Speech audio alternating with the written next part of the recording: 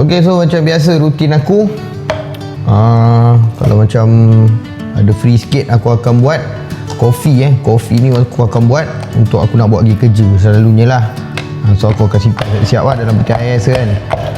So untuk buat kopi ni, kalau macam aku suka buat. Sebab apa? Sebab kalau sampai time aku nak kerja, jadi aku tak adalah macam terkejar-kejar nak buat kopi ke, ataupun nak kena singgah kedai untuk beli kopi. Jadi senang lah, aku pergi kerja pun terus je pergi kerja. So tak perlu nak pening-pening nak buat kopi apa kan.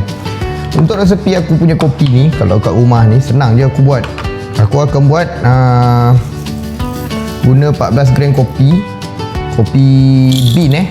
Kopi bean ni mana yang tak tahu, ni kopi bean. So untuk video ni bukanlah video seorang barista yang profesional. So aku bagi disclaimer awal-awal lah, sebab risau ke kan. Lagi ada orang cakap aku ni memandai-mandai, aku ni macam ajar ajaran sesat. Tapi ni cara aku buat kopi ikut tekak aku. Okay. Kalau korang rasa nak cuba juga macam aku, cubalah.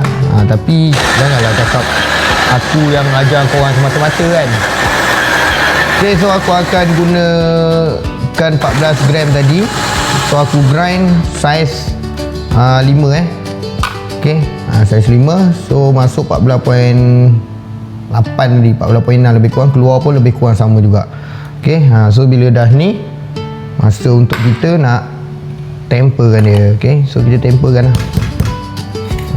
Part temper ni pun part antara part yang aku suka juga dalam aku buat kopi kat rumah ni.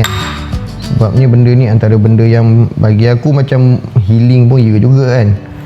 So aku akan temper dulu siap-siap. Sebab buat kopi ni tak lama pun. Dan kalau korang tengok video ni aku tak cut pun. Video ni aku tak dekat pun So macam ni lah. Kalau korang tengok kopi ni dah siap je lagi, lebih kurang macam tu lah timing dia nak buat kopi. Okay, so tekan double shot. Okay, double shot kan dia. Kita tunggu dia turun sampai, kalau ikut aku dalam 45 mil pun dah cukup dah sebenarnya untuk latte.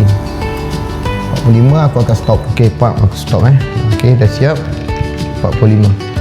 Jadi untuk susu pula aku akan letak 120.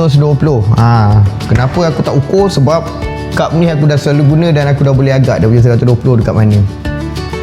So aku akan letaklah siap-siap 120. Letaklah 120 lebih kurang lah. Tinggi macam ni lebih kurang.